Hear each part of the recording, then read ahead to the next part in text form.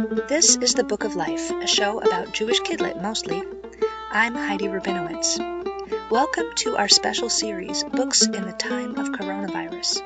We'll hear from authors who had to cancel their spring 2020 promotional events due to the COVID-19 pandemic. Today we'll hear from author David Levy about his scholarly work, Strategies and Methods of Jewish Genealogy, which brings Jewish women's history center stage.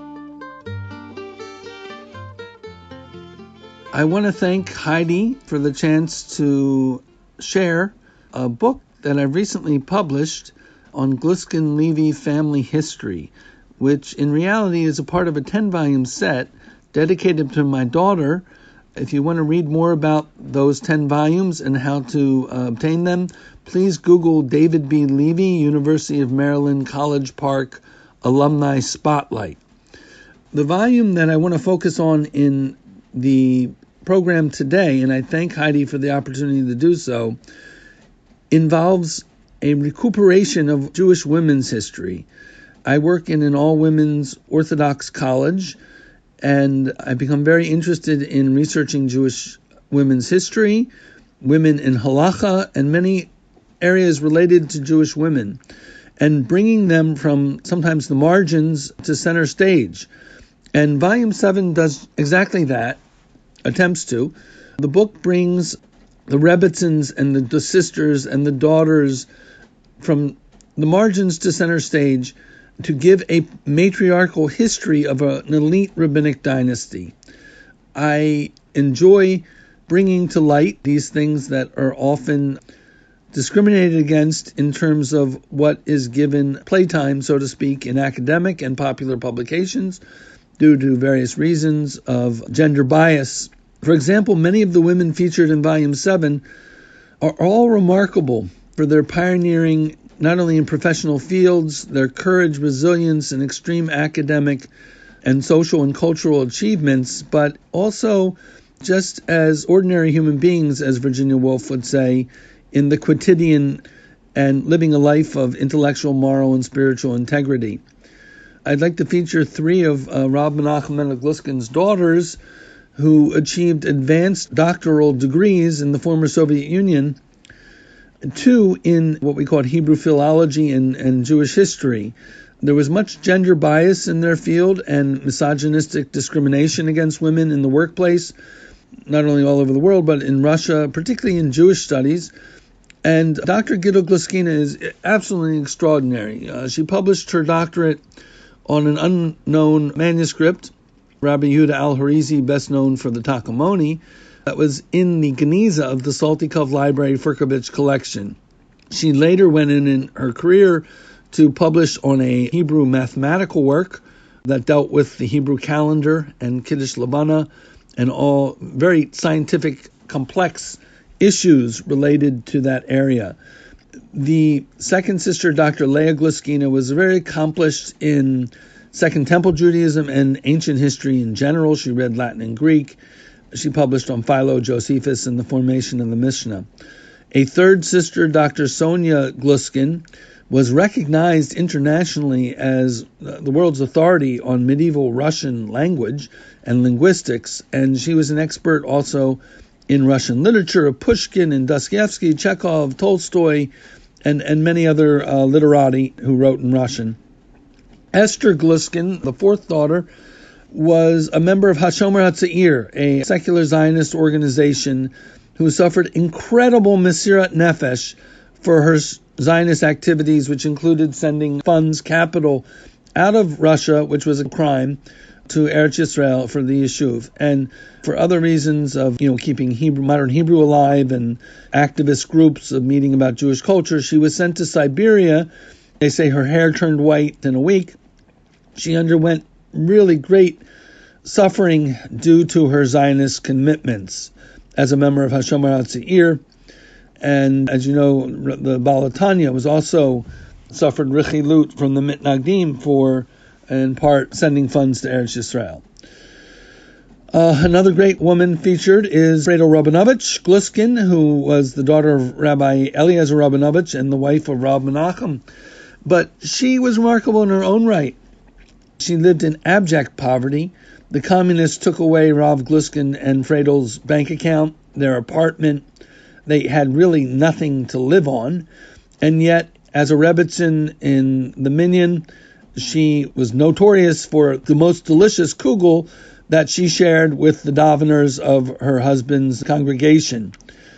Friedel is an extraordinary woman that much more could be said about later, who not only was a great Ezer Kenegdo in very difficult circumstances of persecution in Russia. Rav Gluskin was imprisoned twice. You can imagine what a wife could worry about her husband after being detained by the KGB and tortured. The communists withdrew basically the bank accounts, the apartment, so that later on in the life, Rav Gluskin lived with his 3 daughters in the Karl synagogue of St. Petersburg, known as Petrograd. They barely had enough fuel for the oven, the stove that kept them warm. It was very difficult conditions. And all of these women, the sisters, the daughters, the wives, and the mothers, with great courage, resilience, and just incredible strength, kept Judaism alive, kept the folk ways alive, and are very remarkable. The czars and communists did not make being a Jew very easy in the former Soviet Union. The next woman I'd like to feature is Miriam Helfgott Gluskin Sachs, my grandmother, Zachron Levracha. She was born in Lvov, went to Gomel, Yekaterinoslav, and then Minsk, and then briefly England, and then Baltimore, where the family was allowed to come with an affidavit from Dr. Nathan Helfgott, who was in Baltimore. My grandmother was trained as a dentist in Russia. America would not honor her dental degree, so she went back to school to become a nurse, really only knowing Yiddish, and she learned English very quickly and excelled. And one of her claims to fame is that she became the oldest living nurse of the graduating class of Sinai Hospital in Baltimore.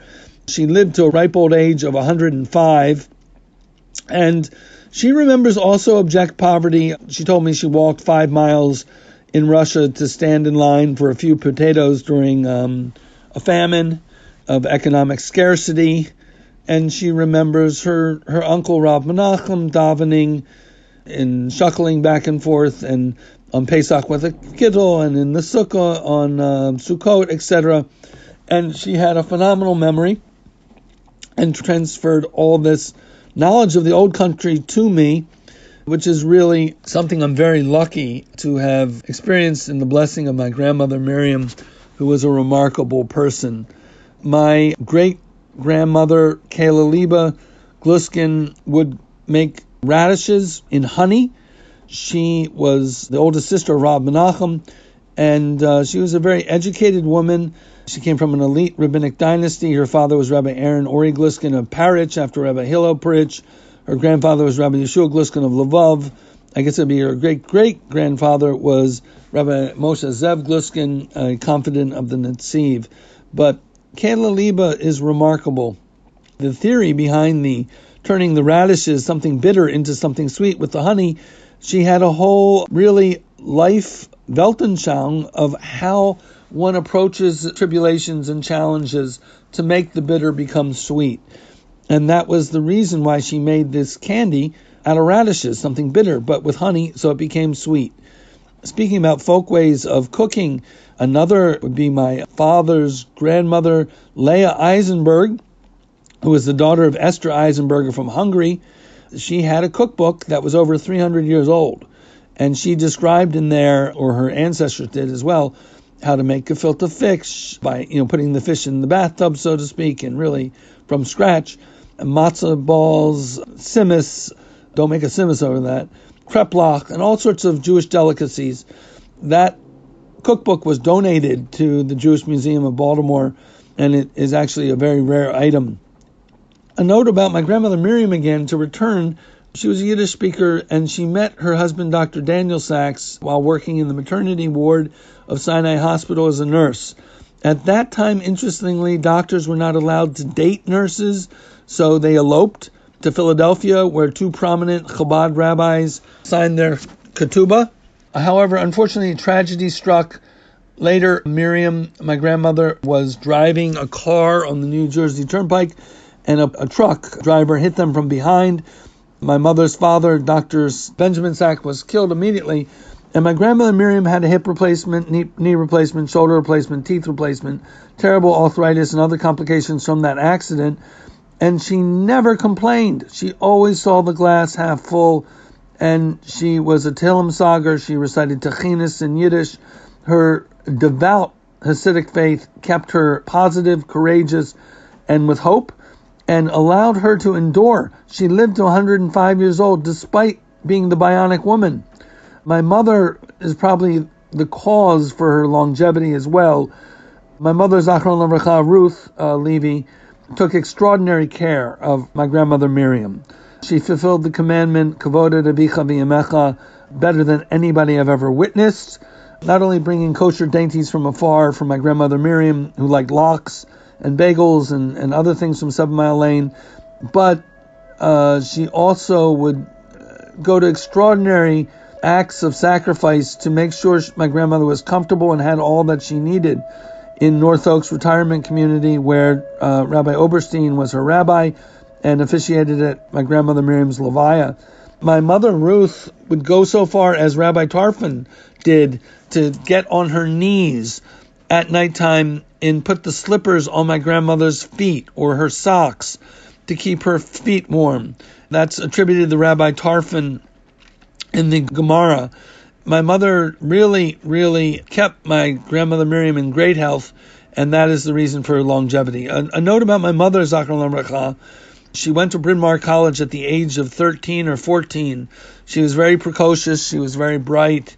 A lot could be said about the standards of Bryn Mawr College at the time. To get a BA, she had to translate a Platonic dialogue, a page of it, a page of Kant's Kritik des Reinen und Vernunft, and a La Fontaine's Les Fables. But the main thing, after she graduated from Bryn Mawr in Pennsylvania, she had a career teaching English literature to an all-Jewish school, girls, and obviously, was probably just working on their grammar and their creative writing skills. And here my mother, knew comparative literature and could read many languages of text in the original, but she was always positive about teaching there. She loved it. She was concerned about her students. Her students visited her later and told her how much of an impact she made on them as a teacher. And as again, her honoring and revering her parents was a mitzvah that was absolutely eclipsed anybody I've ever seen in her devotion to her mother, Miriam. I mean, putting on the slippers and socks like Rabbi Tarfon did is an important analogy. My mother Ruth served my grandmother Miriam as the biblical Ruth served Naomi. My mother's Shabbos table was a place of lively intellectual discussion with fascinating people coming through, like Dr. Yoel Wachtel, who has 2 PhDs, one in agriculture from Hebrew University in Jerusalem, one in Jewish philosophy as well. Dr. Shmuel Litov, whose grandfather was the Tehillim sager of Svat, and my friend Aryeh Noy, who is now Malamed in the Israeli school system. Dr. Litov, for instance, wrote his dissertation on Shmuel Yosef Agnon at Dropsy. He was a real intellectual, had a tremendous Hebrew library. And then, of course, there are other people at the Shabbos table. Leo Bretholtz, remarkable, comes to mind. He was a Shoah survivor who wrote a work called Leap into Darkness, Sprung into Dunkel, I think is the title. And he was a member of the French underground and resistance against the Nazis. And then my sister Elizabeth went to Johns Hopkins, so my mother invited a lot of AFS students who were from different countries at our Shabbos table from Hopkins, such as one young lady from Turkey. And I remember we once visited Istanbul, and this Jewish family reciprocated, and I've never had such delicious Jewish food on the Bosphorus in my life. My mother also hosted the Peabody musical students. My father is a very accomplished, he should be well Lamea Vesrim Besundran Zwanzig pianist, went to Peabody Music Conservatory from the age of 5 to 18, and later accomplished a degree in musicology and piano, Humenagin al Santerre. So we had a lot of Peabody students coming over, and my mother on Sundays would host these musicals, and it took a lot of planning. She bought expensive kosher cheeses and all sorts of kosher delicacies, And the people from Peabody, professors and students, would give a 5-minute spiel about the piece they were going to play, and then they'd play classical music in the small house we lived in on Woodcrest Avenue, and it was a very vibrant intellectual environment. We had some extremely accomplished musicians from the Baltimore Symphony, the head cellist. We had from the Washington Symphony, and countless music students from Peabody coming through the house on Sundays. And my mother would host that, of course, by what's to be Jewish mothers to have a lot of good kosher food around for those musicals. I'd like to mention, if you're interested in that aspect of the music side of growing up, see my book, Music and Medicine. Actually, it was written by my father. I wrote the introduction, and more can be found there. My maternal grandmother was Miriam, as you know, lived 105, but my paternal grandmother, Ruth Bear Levy, also lived to 98, very remarkable, ripe old age, and she took up painting late in her life, and she was a student of Herman Merrill, but then she surpassed him even, and she had exhibitions all over the world and in Maryland. Her paintings can still be found today at the University of Maryland College Park. She had an exhibit at the Baltimore Museum of Art and other places. She was written up many times as a folk artist and an impressionist. She started off more in the impressionist vein, and then she moved to folk art. She was called the Grandma Moses of Baltimore in one article. Some of her paintings depict the family scenes and growing up. My sister's bat mitzvahs, my bar mitzvah, still life of Shabbos candles, the grandchildren skipping rope, me fishing. I love the fish. She had a lot of diverse subjects in her painting, and watercolors and so forth. She loved the Western Maryland and West Virginia pristine virgin forests, where she painted Dan's Rock and the mountains and meadows, and she was into nature painting as well. She was also very literate. She knew German fluently. She read Goethe in the original, Rilke and Heinrich Heine, etc. She liked poetry quite a bit. She had a large collection of poetry books.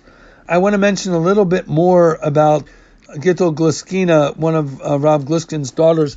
You'll find in the book anecdotes that you don't find in academic works, even though there are academic aspects to our book. Gittel, who I interviewed in Givatayim twice, would tell me things you don't hear in academic publications. Like Dr. Saul Lieberman, who was a brother-in-law of Rav Menachem Mendel Gluskin, was considered by the women very good-looking, she said. You see, Dr. Lieberman, who was a nephew of the Chazon Ish, his first wife was Rochel Rabinovich, and Rav Menachem married Fredo Rabinovich. And so there are other anecdotes that I'll close with one that is sort of in the twilight zone. I was interviewing Gittel and Givatayim.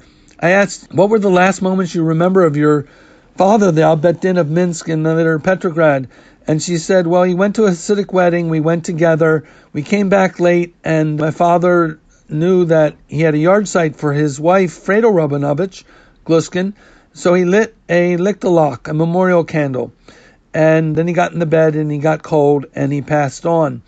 And I said, what was the yard site? She said, 13th of Kislev, which was exactly the yard site of her mother 5 years before. I said, what's the coincidence? She says, well, Megillas Esther, what if the king had not been sleepless that night? What if Mordecai didn't overhear the plot to destroy the Jews? The coincidence is that their neshamot were so bound up together in friendship and ahava and devotion and really a higher purpose of transmitting Judaism to the next generations and to their congregation as religious leaders, Rebbitzin and a rabbi. And Rav Gluskin made extraordinary efforts in that realm. I'm not going to expand on that because this is about bringing the women's history from the margins to the center stage. But Rav Gluskin baked matzah in secret. He did Brit Milah in secret. He taught Torah in secret. He did extraordinary things. He was arrested by the KGB twice for his keeping Judaism alive and the sparks alive. But for this vignette for Heidi's program, we have to acknowledge that the great rabbinic dynasty and the accomplishments of these rabbis writing wonderful svarim and learning and paskening shilas and guiding their congregants, none of this would have been possible without their rebbitzins, without their daughters, without their mothers. And The book, Volume 7, is a tribute to Jewish women's history, and particularly is a matriarchal history acknowledging the extraordinary women going back 15 generations. I was lucky to interview some people who had great memories about going back 3 or 4 generations, but there are a lot of books in archives and libraries I also was able to find. The book draws on archival sources in many languages: Hebrew, Yiddish, Russian, even Hungarian, other languages, German and French, which I do know. We hope you enjoy the book. We wish everybody well during this time of the coronavirus.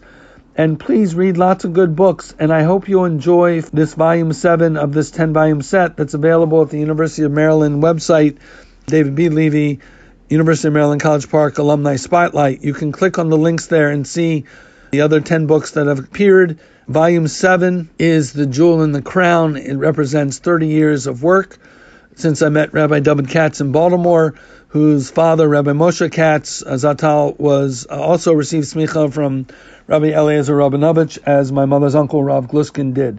And from there, in high school, my research and filing cabinets expanded and expanded. And Baruch Hashem, Volume 7 is now available.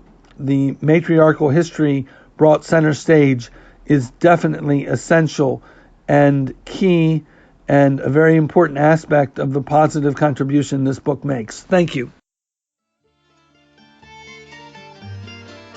If you write or illustrate Jewish books, and your new book's Spring 2020 promotional events have been canceled due to the pandemic, I invite you to take part in the Book of Life's special series, Books in the Time of Coronavirus.